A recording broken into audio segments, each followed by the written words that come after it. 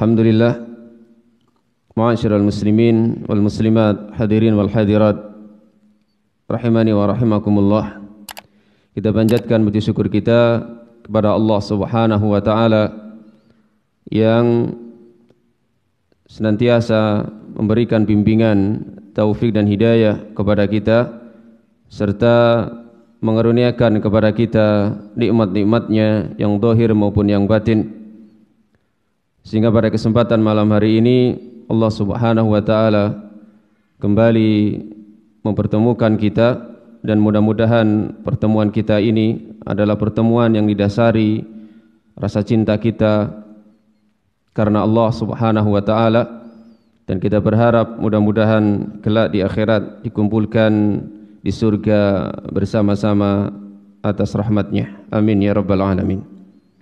Baik, malam hari ini kita akan lanjutkan membaca kitab Al-Lil Imam Asy-Syafi'i rahimahullahu ta'ala. Masih pembahasan kitabus shalah, masih membahas tentang salat, dan kita malam hari ini sampai pada bab yang ke-46 tentang bab ma yadkhulu bihi fis sholati minat takbir. Bab yang membahas tentang takbir yang menjadi tanda dan sahnya seseorang masuk di dalam sholat.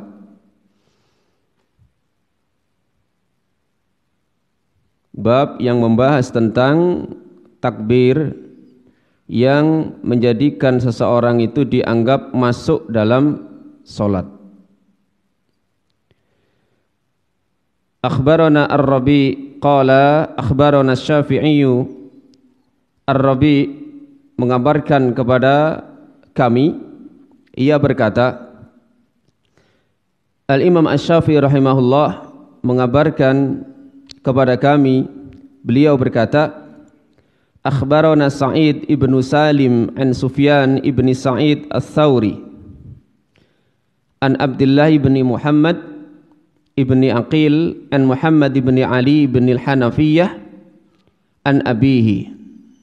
Setelah murid beliau Ar-Rabi menceritakan bahwa Al-Imam Asy-Syafi'i rahimahullah meriwayatkan hadis yang bersumber dari Ali ibnul Hanafiyah dari abahnya, anna Rasulullah sallallahu alaihi wasallam qaal, bahwa Rasulullah sallallahu alaihi wasallam bersabda, miftahus salati al-wudu'u. Kunci salat, miftah. Miftah berasal dari kata fataha yaftahu yang artinya membuka. Miftah berarti ismul alah. Ismul alat dari membuka, alat untuk membuka, yaitu kunci. Kunci salat adalah al-wudu'u, wudu. Wa tahrimuha at-takbiru. Pembuka salat itu adalah takbir. Wa tahliluha at-taslimu, dan penutupnya adalah salam. Dalam redaksi yang lain yang tidak diriwayatkan oleh Al-Imam Asy-Syafi'i tapi oleh para ulama hadis yang lain, bahwa miftahus sholati at-tuhuru. Kunci salat adalah bersuci, sebagai ganti lafaz dari al-wudu'u. Wa tahrimuha at-takbiru wa tahliluha at-taslimu. Pembuka. Pembuka di sini diistilahkan oleh Nabi sallallahu alaihi wasallam dengan tahrim. Dari kata-kata harrama yuharrimu tahriman, yang artinya mengharamkan. Yang mengharamkan salat itu adalah ketika seseorang sudah mengucapkan takbir, takbiratul ihram. Sehingga ketika seseorang sudah mengucapkan Allahu Akbar, maka haram bagi dia mengucapkan sesuatu kecuali zikir-zikir yang ada di dalam salat yang sudah ditentukan oleh syariat. Sehingga dikatakan dengan tahrim, dengan kata-kata haram.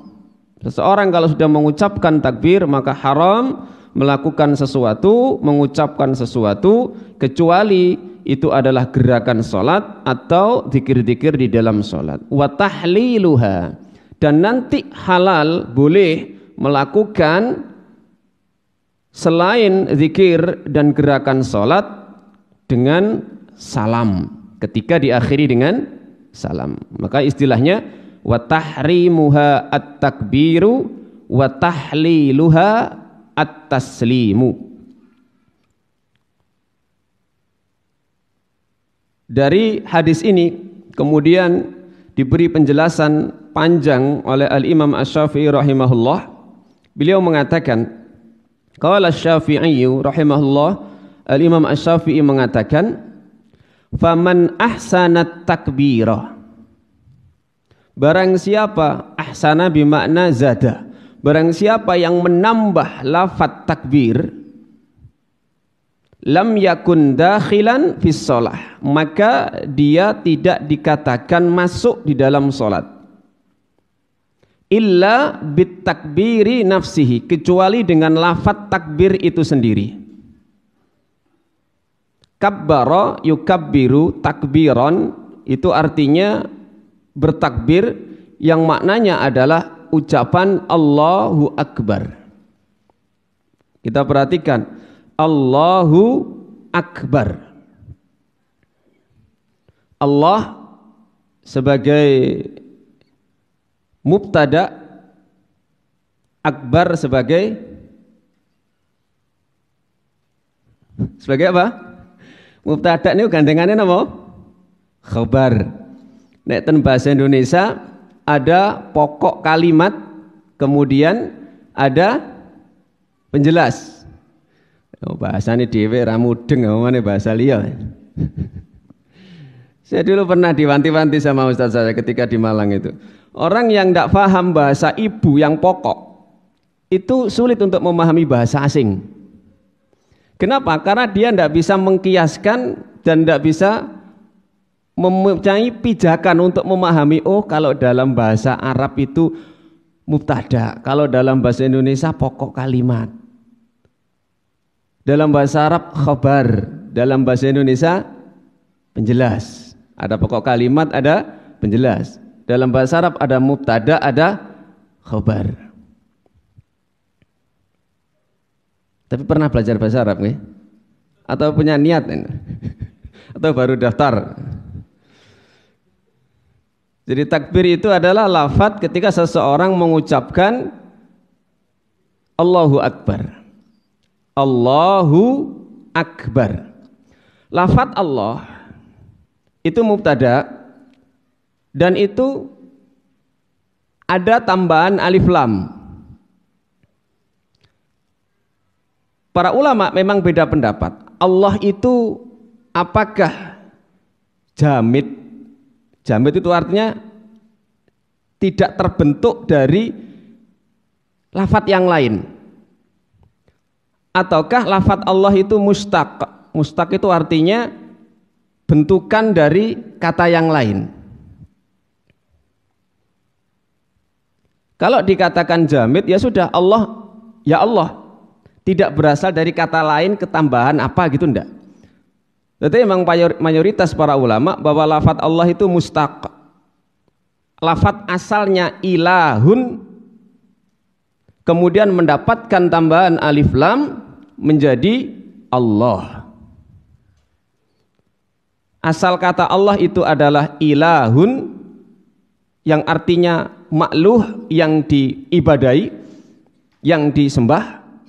Ya, kemudian ketambahan alif lam menjadi Allah. Berarti Allah itu maknanya adalah al-ma'luh, yang disembah, yang diibadai.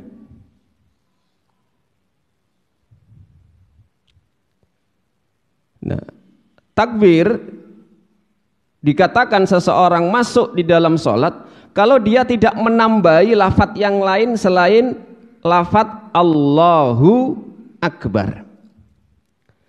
Wat takbiru, nah di sini dijelaskan. Dan yang namanya takbir adalah Allahu Akbar. Allah adalah maha besar.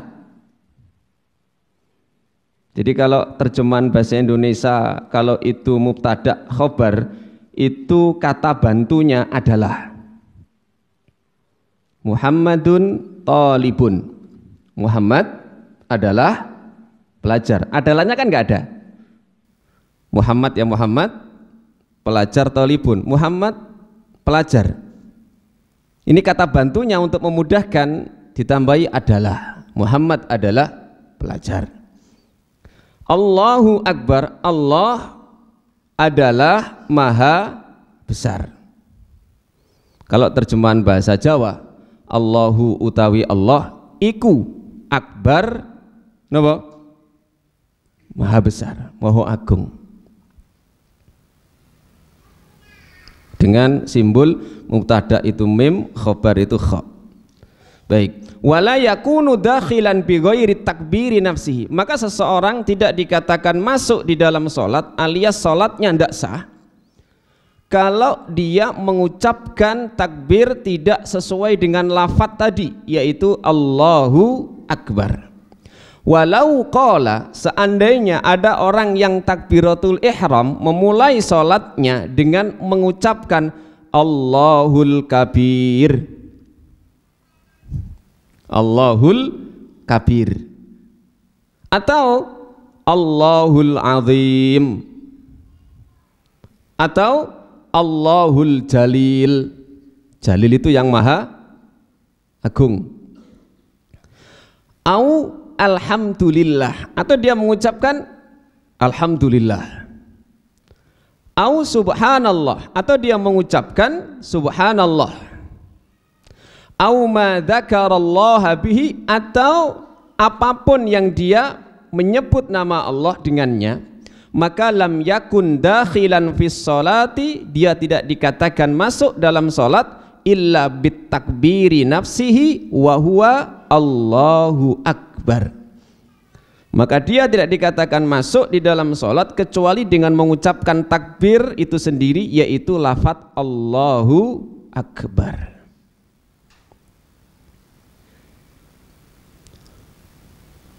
Walau qala Allahu Akbar min kulli syai'in. Nah, seandainya ada seorang yang takbiratul ihram Allahu Akbar min kulli syai'in, ditambahi Allah maha besar dari segala sesuatu, wa a'zamu, dan maha agung. Jadi orang ini sudah benar lafaz pertamanya Allahu Akbar, tapi ditambah min kulli syai'in wa a'zam, dan maha agung. Atau dia mengucapkan Allahu Akbar kabira. Jadi dia sambil mengangkat tangan Allahu Akbar min kulli syai', atau dia Allahu Akbar kabira. Faqad kabbara, maka dia sudah dikatakan bertakbir dengan takbir yang benar. Kenapa? Kata beliau, karena dia mengucapkan Allahu Akbarnya sesuai, walaupun ada tambahan. Wazada syai'an, dia dikatakan sudah bertakbir dan menambah sesuatu, fahuwa dakhilun fis shalah bitakbir, maka dia sudah dikatakan masuk dalam salat dengan takbir yang benar. Waziyadatu nafilatun, dan tambahan tadi min kulli syai'in Allahu Akbar kabira, ini nafilah. Nafilah itu artinya tambahan yang sifatnya sunnah dan tidak mempengaruhi keabsahan kalimat takbir.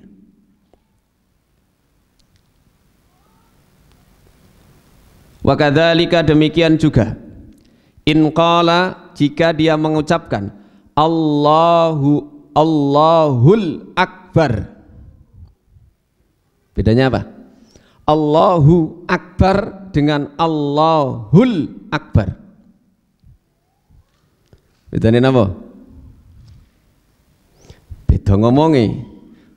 Sing jelas ya beda tulisane. Oh, karo tulisane ya gak iso bedakno akhire. Satunya Allahu Akbar. Ini asal lafaz takbir yang benar. Seandainya kata Imam Syafi'i ada yang mengucapkan Allahul Akbar, bedanya apa? Kalau tadi yang pertama susunannya apa tadi?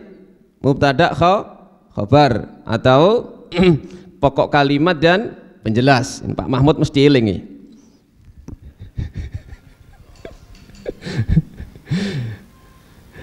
Tapi kalau sama-sama ada alif lamnya, Allahul Akbar, susunannya sudah berubah menjadi susunan apa?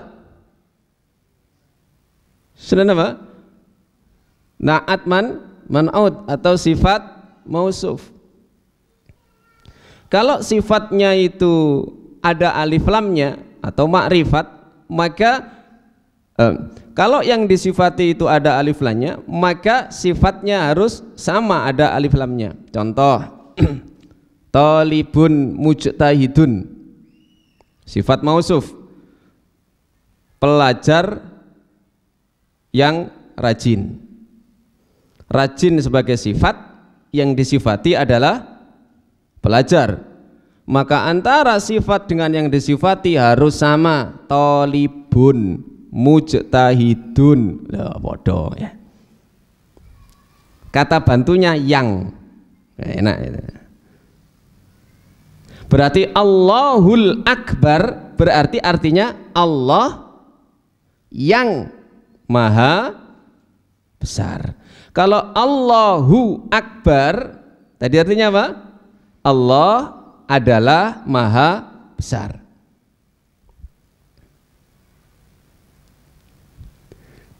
Angen-angen ya apa? Ngono eling apa maksudnya? Ya. Nah, kalau misalnya dalam bentuk na'at man'ut tadi itu Allahul Akbar, kata beliau, wa hakadha takbiru wa ziyadatul alif wal lam la tuhilu makna takbir, tidak merubah makna takbir yang benar. Artinya boleh Allahu Akbar dengan Allahul Akbar sah. Yang enggak sah mau tadi Allahu Kabir, Allah adalah besar, atau Allahul Kabir, itu juga tidak sah. Dan ini mayoritas para ulama berpendapat seperti ini. Imam Ahmad, Imam Malik ini juga berpendapat sama dengan Al-Imam Asy-Syafi'i rahimahumullah tentang lafaz takbir yang dikatakan sah untuk memulai sholat yang disebut dengan takbiratul ihram. Nah, yang berbeda itu adalah Al-Imam Abu Hanifah. Imam Abu Hanifah ini berbeda pendapatnya. Beliau mengatakan la yushtaratu iftitahus sholati bilafdhah, tidak disyaratkan membuka sholat itu dengan satu lafaz saja, yaitu Allahu Akbar. Innamal iftitahu bihadzal lafzi wajibun la yatarattabu ala tarkihi butlanas sholati fi dzatiha.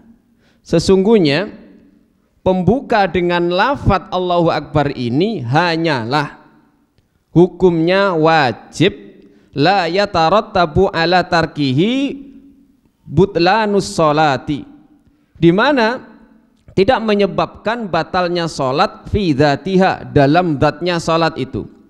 Bal yatarattabu alaihi ismu tarikil wajib, tetapi yang berpengaruh hanya dosanya orang yang meninggalkan wajib tadi. Jadi seandainya ada yang mengucapkan Allahu Al-Kabir atau Allahu Kabir, sholatnya menurut Abu Hanifah sah, tapi dia dosa karena meninggalkan yang wajib. Sholatnya dihukumi tetap sah. Alasannya apa? Alasannya firman Allah Subhanahu wa ta'ala dalam surat Al-Muddatsir, ya ayyuhal muddatsir kum fa'anzir wa rabbaka fakabbir. Apa makna wa rabbaka fakabbir? Dan besarkanlah Tuhanmu, bertakbirlah kepada Tuhanmu. Laisa maknahu al-ityan bi khususit takbir. Maknanya bukan sekedar mengucapkan Allahu Akbar secara khusus. Bal maknahu azim rabbaka, agungkan Tuhanmu bikulli ma yufidu ta'zimahu, dengan segala sesuatu yang maknanya pengagungan. Pokoknya setiap kalimat yang mengagungkan Allah, ya, maka itu disebut dengan takbir dan bisa dibaca ketika takbiratul ihram. Ini menurut siapa? Al-Imam Abu Hanifah. Jumhurul ulama tidak. Ya, pokoknya Allahu Akbar atau Allahul Akbar. Selain itu tidak sah. Ya, ini yang tentu yang jumhur ini yang lebih menenangkan, ya, yang lebih menenangkan. Pendapat mayoritas para ulama. Wa man lam yuhsinit takbira bil arabiyyah. Barang siapa yang tidak bisa mengucapkan takbir dengan bahasa Arab, kabbara bilisanihi makana, maka dia boleh bertakbir dengan lisan yang ia bisa, gampangnya dengan bahasa yang ia mampu. Allahu Akbar saja tidak bisa misalnya. Maka orang seperti ini kalau mau sholat silakan memakai bahasanya sendiri, entah itu bahasa Jepang, bahasa Belanda, bahasa Inggris, dan dia memang tidak bisa sama sekali bertakbir, mengucapkan Allahu Akbar tidak bisa. Maka kata beliau boleh bagi dia bertakbir dengan bahasa yang dia miliki, yang dia mampu. Wa ajza'ahu, dan sah bagi dia. Wa alaihi an yata'allama, dan wajib bagi dia belajar at-takbira, mengucapkan takbir, belajar mengucapkan Allahu Akbar. Wal Qur'ana, belajar baca Al-Qur'an. Kemudian wat tasyahhuda, dan membaca tasyahud bil arabiyyah, dengan bahasa Arab.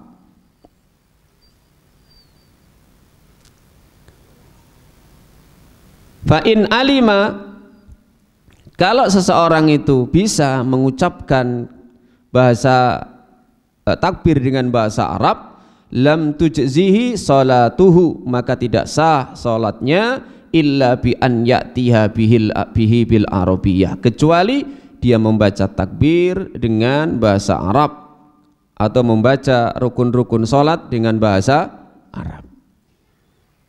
Tahun berapa dulu ya salat pakai bahasa Indonesia ya? Wong Malang itu ya, wong Lawang ya, saya ingat, mantan petinju ya dulu. Jadi dia punya jamaah, kemudian ngajari jamaahnya sholat dengan memakai bahasa Indonesia, mulai takbiratul ihram sampai salam. Ya, kebetulan itu ternyata temannya teman saya, namanya panggilannya Mas Sis ya, Allahu yarhamu, sudah meninggal beliau. Itu kenal betul dengan, saya lupa namanya, yang dulu pernah sholat dengan memakai bahasa Indonesia. Itu tidak sah ya, kalau dia tahu dan bisa mengucapkan lafaz-lafaz ya, doa-doa, zikir-zikir dalam sholat dengan bahasa Arab. Dan ini merupakan kesepakatan para ulama. Wa qala Syafi'i, lebih lanjut lagi beliau di poin berikutnya menyampaikan, walau anna rajulan arafal arabiyyata, sekiranya ada seseorang yang mengetahui bahasa Arab, mampu mengucapkan bahasa Arab, wa alsinatan siwaha, dan juga bahasa-bahasa yang lainnya, fa'ata bit takbiri nafsi, maka bagi dia harus mengucapkan takbir dengan bahasa Arab. Bighairil Arabiyyah, kalau dia sampai mengucapkan takbir dengan selain bahasa Arab, lam yakun dakhilan fis shalah, maka dia tidak dikatakan masuk di dalam salat. innama yajzihi takbiru bilisanihi ma lam yuhsinhu bil arabiyyah fa idza ahsanaha lam yujzihi takbiru illa bil arabiyyah. Maka apabila dia tahu bahasa Arab kemudian menambah-nambah tadi itu, maka dia tidak sah salatnya. Baik, berikutnya faman qala kalimatan mimma wasaftu, barang siapa yang mengucapkan kata dari apa yang telah aku jelaskan, kata beliau, annahu la yakunu dakhilan biha fis shalah, maka bahwasanya dia tidak dikatakan masuk di dalam salat, au aghfalat takbira, atau dia lalai, fa shalla, lalu kemudian dia salat, fa ata ala jami'i amalis salat, lalu dia sudah melaksanakan keseluruhan gerakan salat, zikir-zikir salat, munfaridan, baik sendiri salatnya, au imaman, atau menjadi imam, au makmuman, atau menjadi makmum, a'adas salata, maka dia harus mengulang salatnya. Jadi takbiratul ihram itu kalau ditinggalkan, baik lupa apalagi sengaja, maka tidak sah.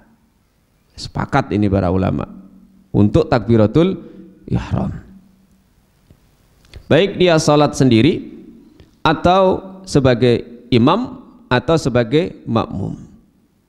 Nah, bagi makmum, kalau dia sampai mendahului takbiratul ihramnya imam, maka dia tidak sah menjadi makmum dan dia dianggap salat sendiri, karena dia mendahului pembuka salat yang dipimpin oleh seorang imam.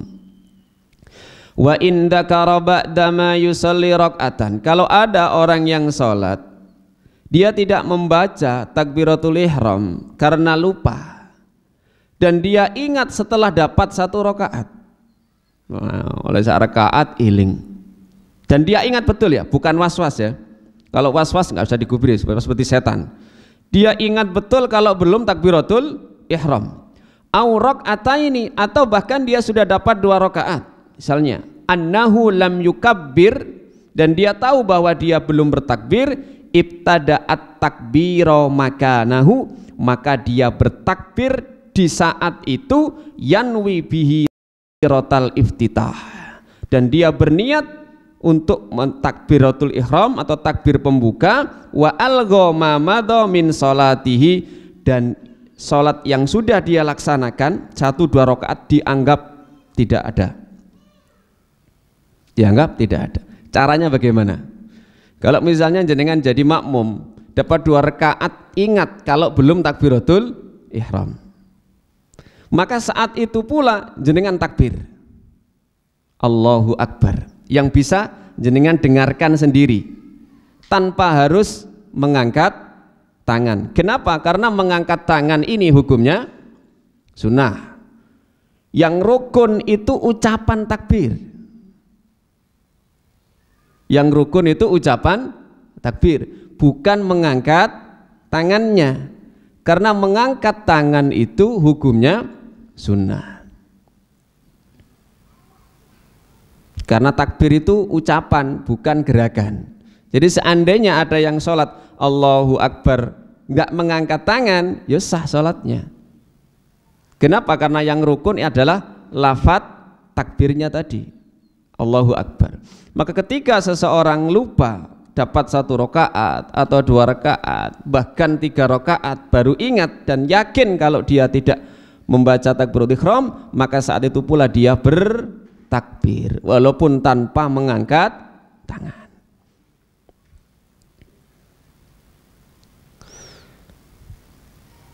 Alasannya apa? Kata beliau, li'annahu lam yakun fi sholatin, karena dia tidak dikatakan masuk dalam sholat. Wa kana hina kabbara dakhilan fi sholah, dan dia ketika sudah bertakbir maka dia dikatakan masuk dalam sholat. Jadi yang dapat 1 rakaat 2 rakaat tanpa takbiratul ihram, dia itu seolah-olah nggak dianggap, karena dikatakan orang sudah masuk dalam sholat itu kalau sudah mengucapkan takbiratul ihram. Wala ubali an la yusallima, kata beliau, dan aku tidak peduli jika dia tidak salam. Artinya ya nanti dia nambah. Kalau sholat maghrib dapat 2 rakaat baru ingat, ya, sementara dia ada di rakaat ketiga, maka berarti dia sama dengan kekurangan 2 rakaat, maka dia menambah.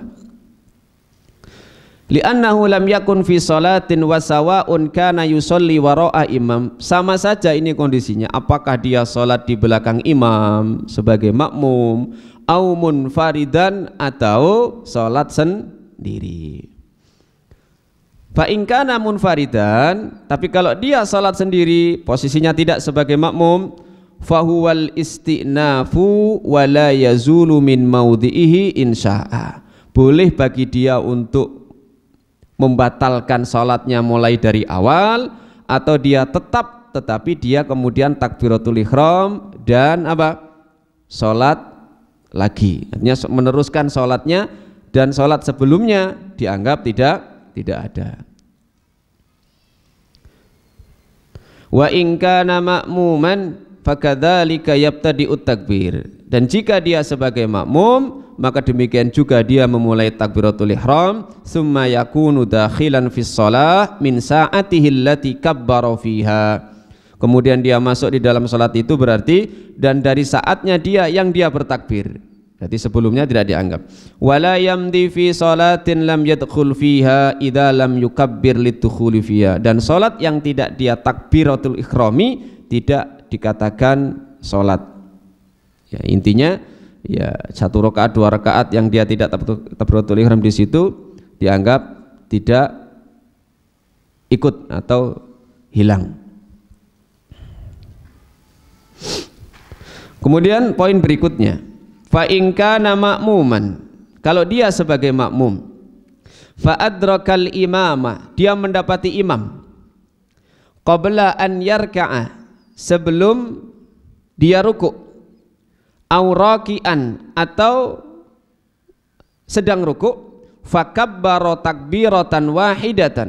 Jadi misalnya ada makmum jenengan misalnya telat, tahu imam sedang ruku'. Kaidahnya seseorang yang mendapati rukuknya imam itu mendapati 1 rakaat. Ada orang yang masuk salat jamaah, imam kondisinya sedang rukuk.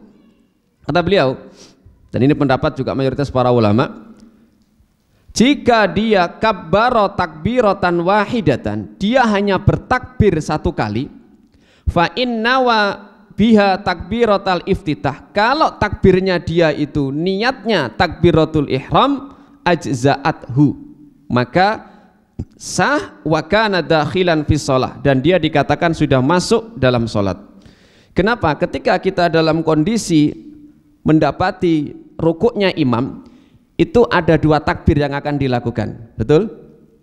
Pertama takbiratul ihram, yang kedua takbiratul intiqal ketika ruku. Takbiratul intiqal hukumnya apa? Takbir perpindahan, 1 gerakan. Hukumnya wajib. Apa artinya wajib?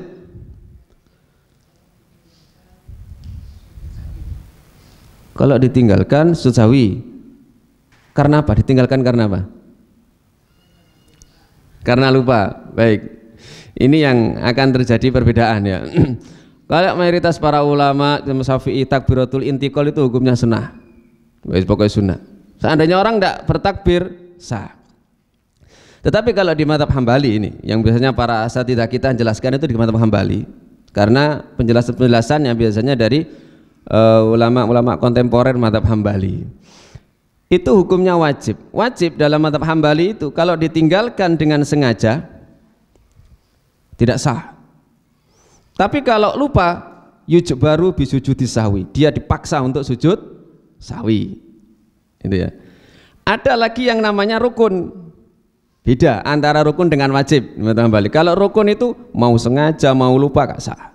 Seperti tadi takbiratul ihram. Baik. Kalau misalnya ada imam ruku, kemudian kita datang di sini.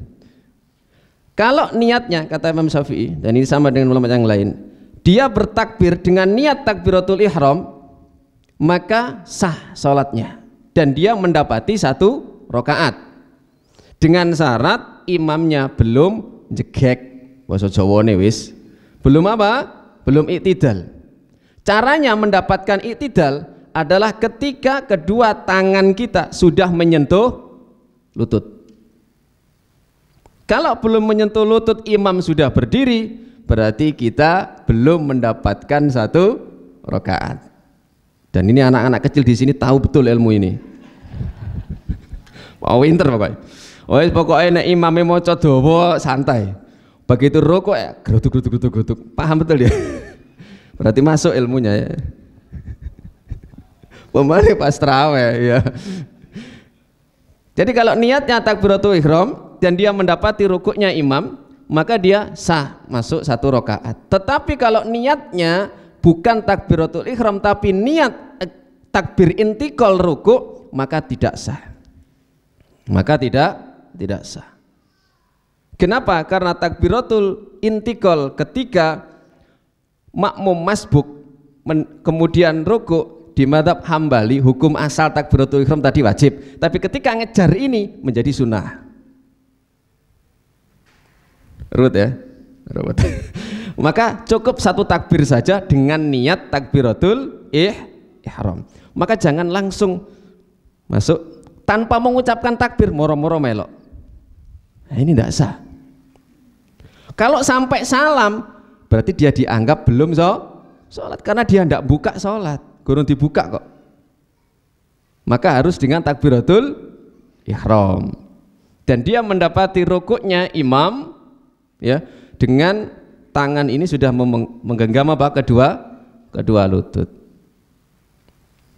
Tapi kalau bareng begini kemudian imamnya sudah iktidal, nah, maka tidak mendapatkan. Makanya imam itu kata para fuqaha, kalau ahassa bidakhil, merasa ada orang yang masuk dan pingin ngejar rukuk, itu kata beliau, kata mereka yantadzir atau intadzara, nunggu. Tapi sing dienteni wakeh selagi tidak memudorotkan jamaah yang sudah ada. Selagi tidak memudorotkan jamaah yang sudah ada. Nabi itu kan pernah ketika beliau rukuk, ada seorang sahabat yang dia rukuk mulai dari pintu supaya bisa mengejar satu rakaat. Rukuk kemudian jerundul masuk ke shaf. Rukuk mulai kono ya bisa mengejar ya. Prinsip ekonomi, sedikit gerak dapat banyak itu ya. Prinsip ekonomi. Akhirnya Nabi mengatakan zadakallahu khirsan wala tu'id atau wala ta'ud. Mudah-mudahan Allah memberi semangat lebih kepada panjenengan, kepada Anda, apa aja diulangi. Rukuk nek njaba men jerundul. Baik. Wa inna wa biha takbiratar ruku lam yakun dakhilan fis shalah. Tapi kalau dia niat hanya untuk takbiratul intiqal saat rukuk, maka dia tidak dikatakan masuk salat. Wa in kabbara la yanwi wahidatan minhuma. Kalau dia takbir tidak niat dua-duanya. Tidak tahu ya. Seandainya dia takbir dan tidak ada niat dua-duanya, tidak ada niat untuk takbiratul ihram, tidak ada niat untuk intiqal, maka hal tersebut tidak dikatakan masuk di dalam sholat. Tapi kalau dia hanya sekedar takbiratul ihram, maka dan diniatkan untuk sekaligus takbiratul intiqal ruku', maka sah. Dan dia sudah dikatakan masuk di dalam sholat.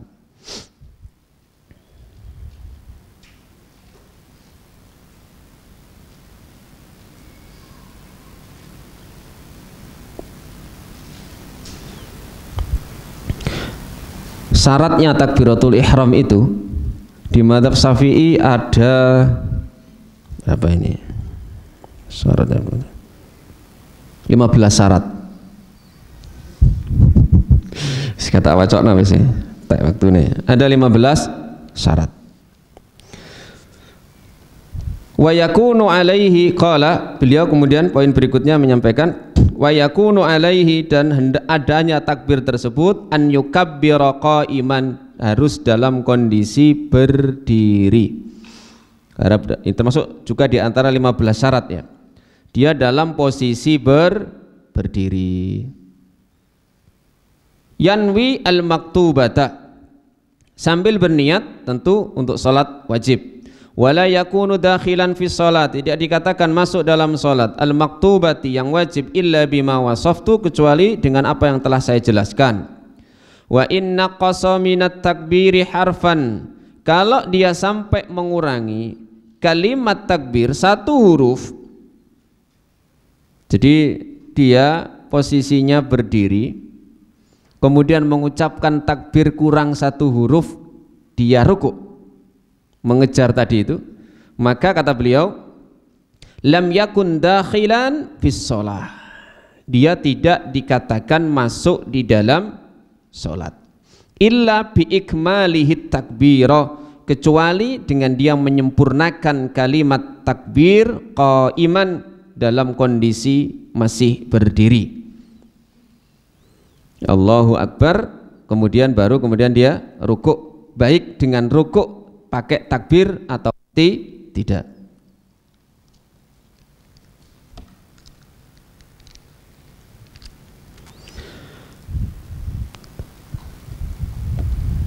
Walau abqa minat takbiri harfan ata bihi wa huwa raki'un, jika ada yang tersisa dari kalimat takbir satu huruf dan dia dalam kondisi sudah ruku, au munhanin lir ruku, atau dia condong untuk ruku, sudah condong ruku, au ghairu qaimin, atau tidak dalam kondisi berdiri, lam yakun dakhilan fis sholatil maktubah, maka dia tidak dikatakan masuk dalam salat yang wajib. Wa kana dakhilan fi nafilatin hatta yaqta'a bisalamin, tetapi dia dikatakan masuk dalam sholat sunnah sampai dia menutupnya dengan salam. Jadi jika sholat itu wajib, ketika seseorang mengejar rukuknya imam, dia harus bertakbir sampai sempurna Allahu Akbar, baru kemudian ikut rukuk, entah disertai dengan takbir lagi ataupun tidak.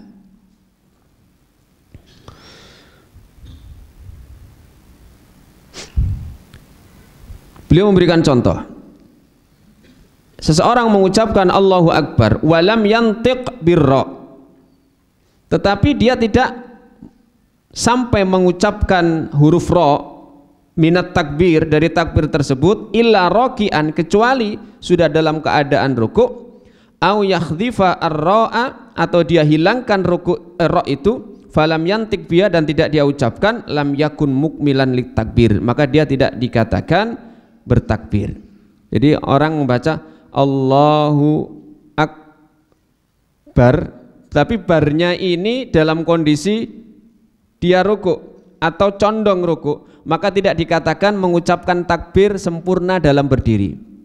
Atau dia sengaja Allahu Akbar tanpa melengkapi huruf ra, tidak dia ucapkan, maka ini pun tidak dikatakan masuk di dalam salat. Wa in qala al-kabiru Allahu lam arahu dakhilan fi shalah. Tadi sama ya. Kalau dia mengucapkan al-kabiru Allah, bukan Allahu Akbar, maka ini pun tidak dikatakan masuk di dalam salat dengan lafaz seperti ini. Wa kadzalika law qara'a syai'an minal qur'ani la tajzihi sholatu illa bihi qaddama minhu wa akhara wa ata alaihi ra'aitu an yu'ida hatta ya'tiya bihi mutatabi'an. Begitu juga seandainya dia membaca satu ayat dari Al-Quran, maka tidak sah salatnya kecuali dengan didahului dengan dengan takbir dulu. Wa idza kana bil musalli khabalu lisanin. Nah, ini kalau misalnya ada orang yang sholat kemudian lisannya ini pelat, ya, harrakahu bit takbir ma qadara, maka dia bertakbir sesuai dengan yang ia mampu. Wa balagha minhu aksara ma yaqdiru alaihi wa ajza'ahu dzalika li'annahu qad fa'ala alladhi qad ataqa minhu wa aksar minhu, maka dia sudah dikatakan sah semampu dia mengucapkan kalimat takbir itu. Ya, kalau misalnya ada orang yang cedal atau akhros wa maqtu'ul lisan, orang yang bisu, ya, atau lisannya terpotong, waman bilisanihi aridun makana, atau ada penghalang dalam lisannya itu, maka semampu dia untuk mengucapkan takbir. Begitu juga ketika dia nanti membaca Al-Fatihah, membaca Al-Quran, tasyahud dan dzikir di dalam salat. Wa uhibbu lil imami an yajhara bit takbir. Saya menyukai bagi imam menjaharkan takbir, mengeraskan takbirnya. Wa yubayyinahu wa la yamtuthu, dan menjadikan bacaan takbir itu jelas, sejawane cetha. Wa la yamtuthu wa la yahdhifu, tidak terlalu memanjangkan dan tidak menguranginya dalam pelafatannya. Jadi misalnya dia mengucapkan Allahu Akbar, maka kalimat itu jelas sampai akhir. Kalimat itu jelas sampai akhir. Ini yang disukai oleh Al-Imam Asy-Syafi'i dan juga dianjurkan oleh para ulama yang lain. Jadi tidak Allahu Akbar. Tapi dijelaskan sampai akhir. Allahu Akbar, gitu ya. Kemudian walil makmumi, bagi makmum, dzalika kulluhu illal jahra bit takbir.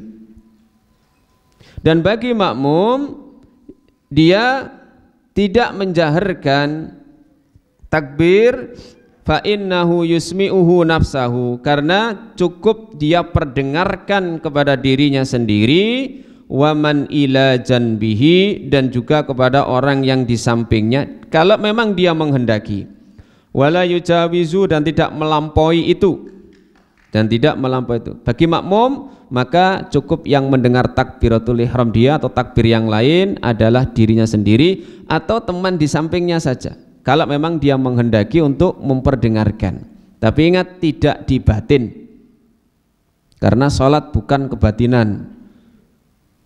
Jadi harus menggerakkan lisan, tidak dibatin. Ada orang satu mingkem mbek merem, boleh. Kalau meremnya makruh, kecuali di depan ini ada sesuatu yang mengganggu, ya. Karena di antara sifat sholatnya orang Rafidhah, ya, itu adalah sholat dengan merem.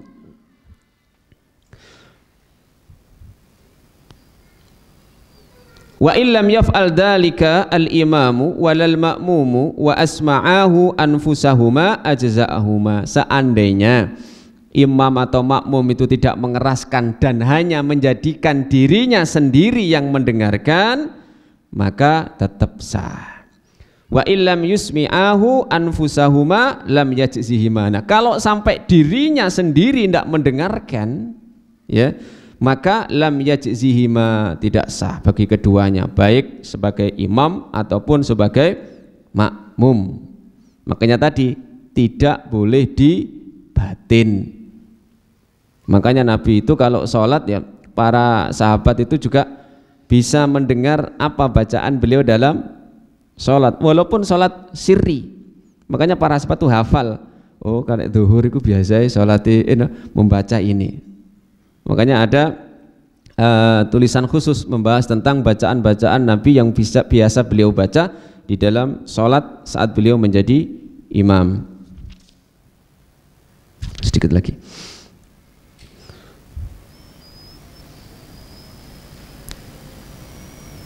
Wala yakunu takbiran mujzi'an hatta yusmi'ahu anfusahuma.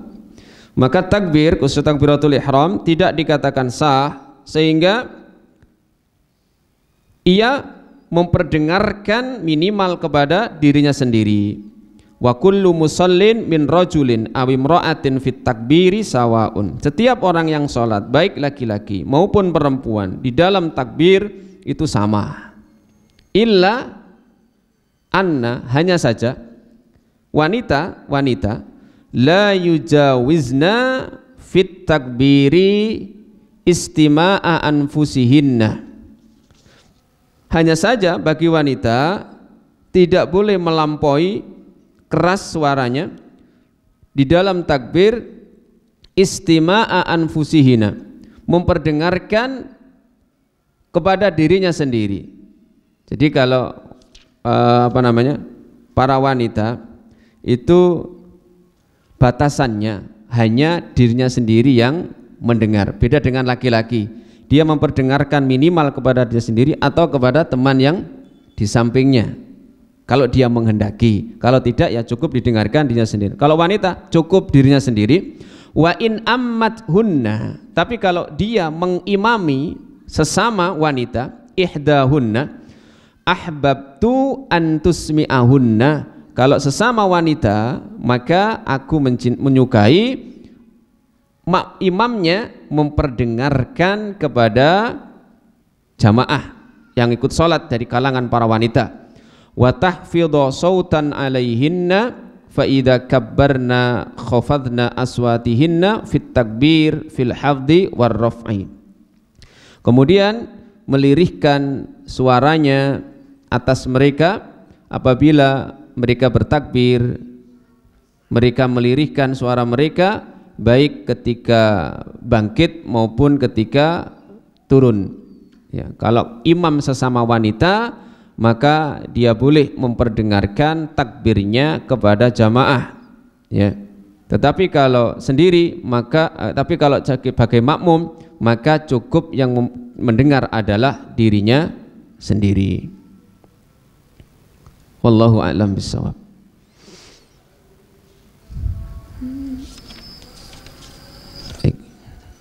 Sudah masuk waktu Isya. Ini saja yang dapat kami sampaikan. Atau barangkali ada yang bertanya? Nggih.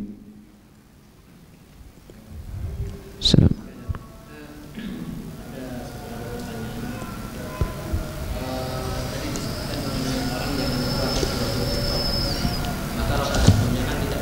Iya. Bila mana dia ini yang sholat ini baru ingat ketika rakaat terakhir dan dia posisi sholat jamaah, nah otomatis dia kan ulangi 10 rakaat. Iya betul. Nah terus sholatnya ini masih terhitung jamaah atau tidak?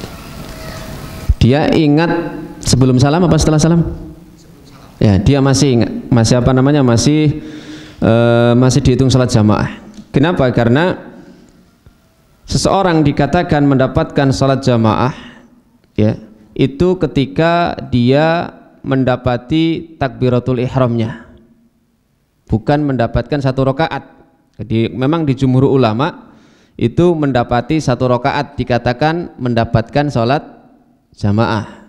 Tetapi bagian dari salat jamaah, bagian dari salat itu adalah takbiratul ihram. Maka seseorang ketika sebelum salam hanya sempat takbiratul ihram itu dikatakan sudah ikut sholat berjamaah, kecuali sampai salam. Mari salam baru ingat ya. Apalagi tadi karena lupa, semangatnya kan sholat berjamaah. Jangankan begitu, sudah terbiasa sholat jamaah, ternyata datang ke masjid wis salam, tidak ada yang sedekah misalnya, dia sholat sendiri. Karena semangatnya dia terbiasa sholat jamaah, maka insya Allah pahalanya pun sama dengan sholat berjamaah. Sama dengan orang yang terbiasa wirid dalam kondisi sehat, kemudian karena sakit dia absen, maka pahalanya sama seperti kebiasaan dia, yaitu membaca wirid tersebut. Bagaimana kalau misalnya itu sholat Jumat? Ya ini mau sholat Jumat wis kate salam baru ingat kalau dia belum takbiratul ihram, maka dia takbir. Kalau di mazhab Hambali dia sudah mendapatkan 2 rakaat itu, sehingga tidak perlu diganti dengan sholat zuhur. Tapi kalau jumhurul ulama karena tidak mendapatkan 1 rakaat, maka dia tidak dikatakan mendapatkan sholat Jumat, maka dia harus sholat zuhur. Milih sing dia